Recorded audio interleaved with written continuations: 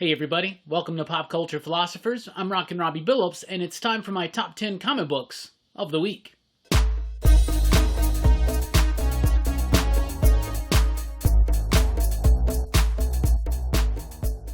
That's right everybody, thanks for checking out the video. I am Rockin Robbie Billups. This is my top 10 comic books of the week, not a spec list, but my 10 favorite comic books that released this week. Let's get right to it. At number 10, Maestro #1 from Marvel Comics, written by Peter David with artwork by Germán Peralta and Del Keown.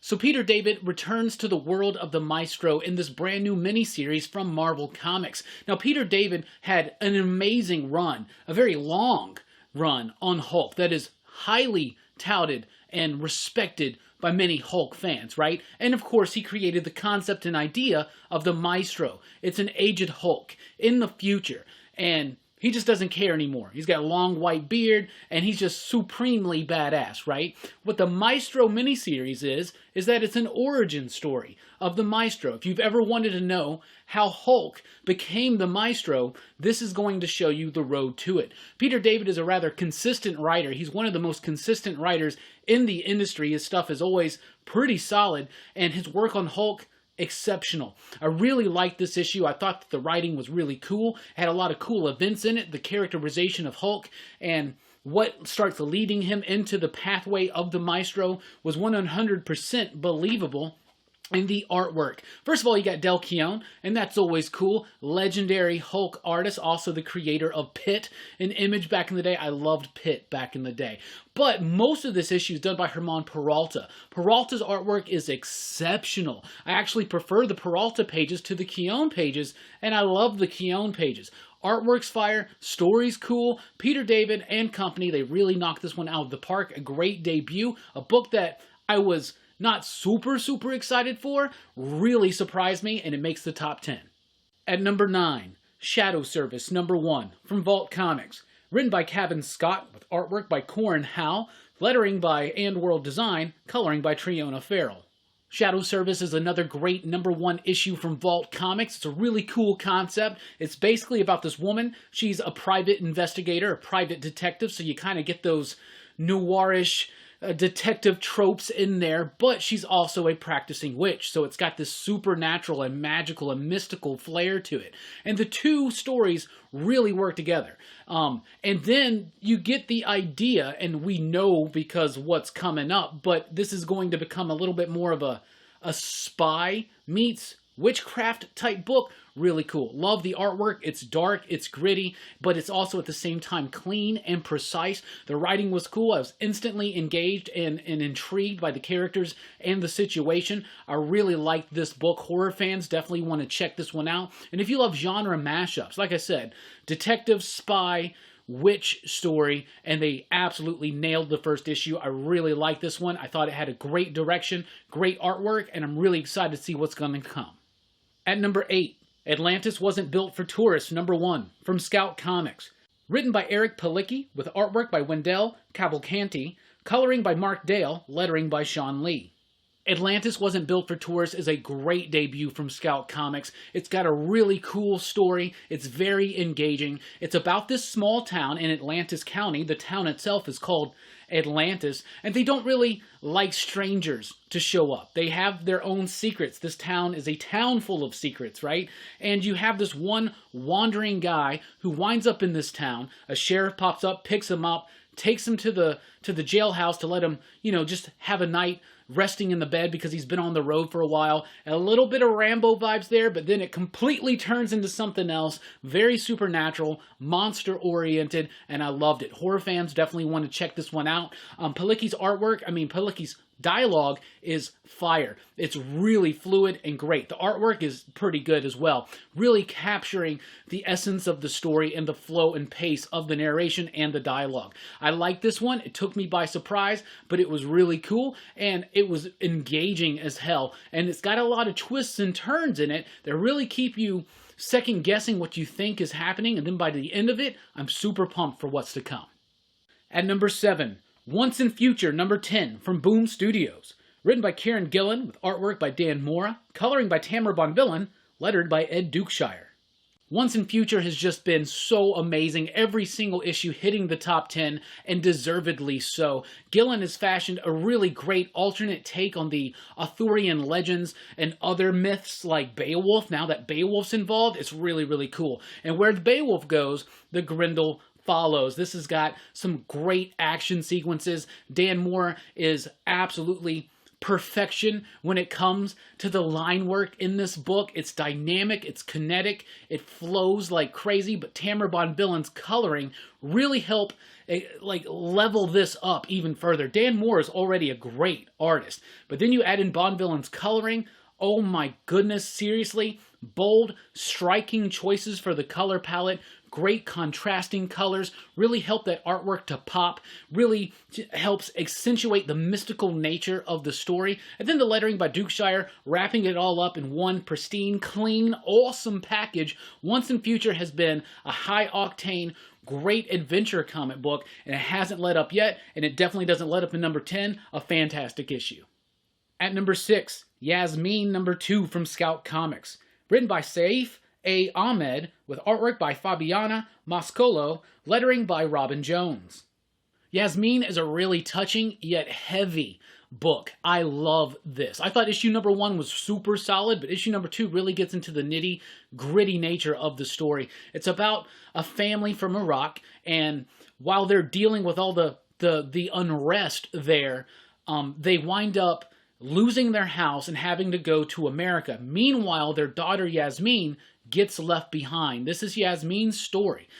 This is what happens to her in Iraq. She goes through a lot of heavy stuff. At times it's a bit difficult to read, not because it's not executed well, because it's executed incredibly well, but because the nature of the story and what exactly happened to her is really heavy and very difficult to handle. But it's real, and it's something that is necessary to be told as a story. I love this book. I thought it was amazing. The character work is exceptional. You really feel for the character. You really get into her shoes. You really understand where the writer's coming from with it. The artwork is clean, it's precise, and it really helps just capture the very nuanced human and even tragic moments. It's also got a bit of humor, so it's not just like a doom and gloom type book, but it has a lot to say and it says it very well. This book's been blowing me away 2 issues in, and I'm loving it.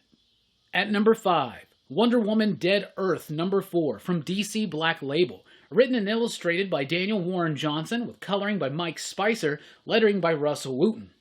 This is the final issue of Wonder Woman Dead Earth, and Johnson absolutely nails this ending. It's this big, explosive finale. It's got a lot of action, lots of battle scenes, lots of intricate, dynamic artwork. The layouts are impressive. The way that he uses the format of the magazine size is exceptional. I love this. After a gut-wrenching 3rd issue in which they reveal the cause of the apocalypse, now we hit the finale, and it's giant, it's big, it's explosive, and it still has those moments that really make you feel for Diana and the people around her. This is an alternate take on Wonder Woman. It's an alternate story and an alternate reality. Not continuity, but it's still one of the best Wonder Woman comic books I've ever read. Daniel Warren Johnson is just amazing in this industry. He's got a bright future. He's already had a bright past and now a bright present, and I'm loving it. Wonder Woman Dead Earth to me was so cool. It's set in a world in which the apocalypse happens, and Wonder Woman wakes up after it, and most of humanity's gone and dead, and you find out over the series what exactly happened, how Wonder Woman's probably and possibly involved in that, right? And she's kind of depowered, and now she's trying to struggle and try to help the last remaining surviving humans out there. But it gets so much more complex than that. The complexity in the story and the characterizations match the complexity in the artwork, but at the same time, just such a great visceral experience. It's brutal, it's fantastical, and it's scary all at the same time. Wonder Woman Dead Earth cannot sing the praises of this book higher. This book was awesome, and it made the top 5. At number 4, Hotel #4 from AWA Upshot. Written by John Lees, with artwork by Dalibor Talajic, Lee Lafridge on the coloring, Sal Cipriano on the lettering. So this is the final issue of Hotel for now, and it was exceptional, blew me away. This has been an anthology series set in this small hotel off the highway with just 4 rooms in it. And this has been a 4-issue series, and each issue is about a different room. It's a different story in the same hotel. They all kind of overlap just a little bit, but each issue stands on its own, but it rewards people who have read the entire thing, right? The finale is not yet just another story from another room, but it kind of ties everything together with the mystery of what is this place, what's going on here, and it gets surreal, creepy, and absolutely stunning. I love the ending to this. John Lees is a hell of a writer, does really great unnerving work on books like Sink and Mountainhead, for instance. Hotel is one of my favorite AWA Upshot books, and they've been cranking out some really top-notch stuff, and this book blows me away. I love the artwork. It's super creepy, and I don't want to spoil anything, but what happens towards the 3rd act of this book is chilling, unexpected, and incredibly well done. Executed to near perfection. Hotel. At number 3, Thor, number 6, from Marvel Comics. Written by Donny Cates with artwork by Nick Klein, coloring by Matt Wilson, and lettering and design work by Joe Sabino. Yo, this is the best issue of Thor yet by Donny Cates. It's got some incredibly surprising moments in it. It's got some jaw-dropping moments. It's got moments that everybody in the industry is going to be talking about. You do not want to miss this one. It is a very explosive and stunning finale to the first arc of Thor by Donny Cates. Nick Klein's artwork really captures the gravity of the situation. You add in Matt Wilson's coloring, and it just really helps even accentuate that feeling of weight, as well as this whimsical nature to the story as well. This story's been dark. It's introduced the idea of Galactus giving Thor cosmic powers to be his new herald, the Herald of Thunder, to go up against a force that the Marvel Universe hasn't seen something this big, right? It's the Black Winter. This wraps it all up, yet sets up what's to come, and it does it amazingly well in a really great fanboy type way. This is a book that I immediately had to go into work today and start talking to people who had already read it, like some of my coworkers. We had already started talking about it. This is a definite water cooler type conversation. I know it was a lot of people's picks of the week, and absolutely, it was one of the best Marvel comic books all year long. I loved it. I thought it was great, but I just thought there were a couple that were a little bit more innovative and a little bit more expressive, and we're about to get to those. But do not mistake me. Thor number 6 was amazing. It blew me away, and I thought it was utterly devastating and brilliant all at the same time. At number 2, Gideon Falls number 24 from Image Comics. Written by Jeff Lemire with artwork by Andrea Sorrentino, coloring by Dave Stewart, lettering by Steve Wands.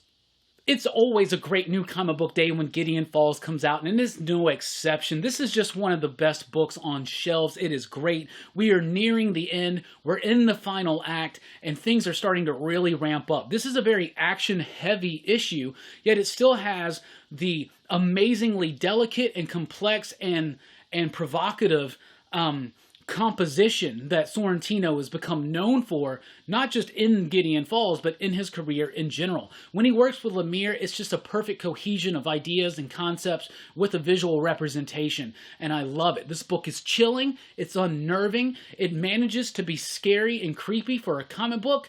That's kind of rare. You can't really do that in a comic book so much, but it provides so much atmosphere, so much complexity to the nature of the story, as well as the artwork and the compositions, the layouts, the panel design. It all just flows, and it's all so amazing, especially with Dave Stewart, probably one of the best colorists that has ever existed. If it looks a little bit like a Hellboy type thing, it's because Dave Stewart's the colorist of Hellboy. I love this book. It's got its own distinct vision, perspective, purpose, design, look, feel, atmosphere. Gideon Falls stands above the rest. It's one of the best comics on shelves. It's wrapping up soon. I'm going to be sad to see it go, but I'm very excited to see Lemire and company hit that planned ending, and I loved it. This one delved a little bit into Western horror, but with a little bit more of a kinetic action charge to it, and it did it exceptionally well. And at number 1, Decorum, number 4, from Image Comics. Written by Jonathan Hickman, with artwork by Mike Huddleston, lettering by Russ Wooten, design work by Sasha E. Head. Y'all, Decorum is blowing me away, and this may very well so far be my favorite book of 2020. It's imaginative. excessively imaginative. It is brilliantly innovative. Seriously. The book is challenging. It's not the most clear book, but the more you invest into it, the more you get out of it. This book is brilliant. Jonathan Hickman, already a great writer, one of the greatest writers in comic books today.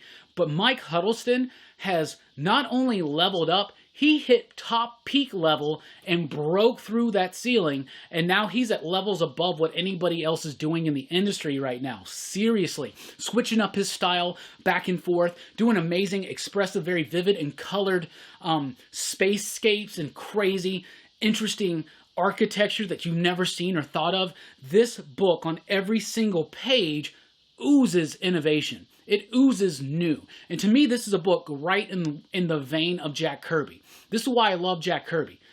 Even though you look at it sometimes, you're like, the artwork's not the cleanest, the anatomy's not perfect, but every page was something new.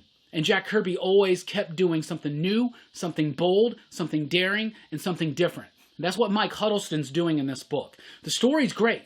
It's got a great intricate world that Jonathan Hickman has designed, but the visual representation of this story, what Mike Huddleston is doing, is so levels beyond what anybody else is even attempting to do in comic books right now, that's why this book continuously blows me away issue to issue to issue. 4 issues in, that's halfway through the story. There's still a lot to come, but oh my goodness, I could just look at the pages of this book forever. Forever and ever. Yeah, like I said, you got those really expressive, very colorful and vivid moments, but you also have moments where the artwork is very loose and kind of rushed, but the line work, the brush work, it all works, and it fits the tone of each individual scene. You got a lot of different pieces moving around, but this book is amazing. Nothing is like this. The design is amazing. The coloring, the lettering, everything about it works in as one cohesive unit to really provide something imaginative. This book is so beyond. Like, it's comic books beyond, like, is what I'm saying. And I'm not trying to overhype it or oversell it, but that's just how I legitimately feel about this book. Lots of great stuff this week. This was one of the most solid new comic book days we've had in August, I would definitely say. But Decorum takes the cake for me. The imagination, the innovation, and the boldness, and the sense of daring. You know, it's like those old Doritos commercials. Sure, you may be bold, but are you also daring? Yes. Hickman, Huddleston, and company with Decorum are more than daring. They're daring to do it, and I'm daring to love it. Absolutely love it. That's my favorite book of the week. That's my number 1 pick. What's your number 1 pick? What's your number 2? What's your 3? What's your top 10? What's your top 5? What's your top 3? I don't care. What are you reading? What are you digging on? Let's share below in the comments and get the conversation going. Thank you so much for checking out the video. Please do like, share, subscribe. Click the notification bell so you don't miss a single video. And join us over at popculturephilosophers.com for podcast blogs, advanced reviews, and a whole lot more. I've been Rockin Robbie Billups. Thanks for rocking with us. Keep on reading.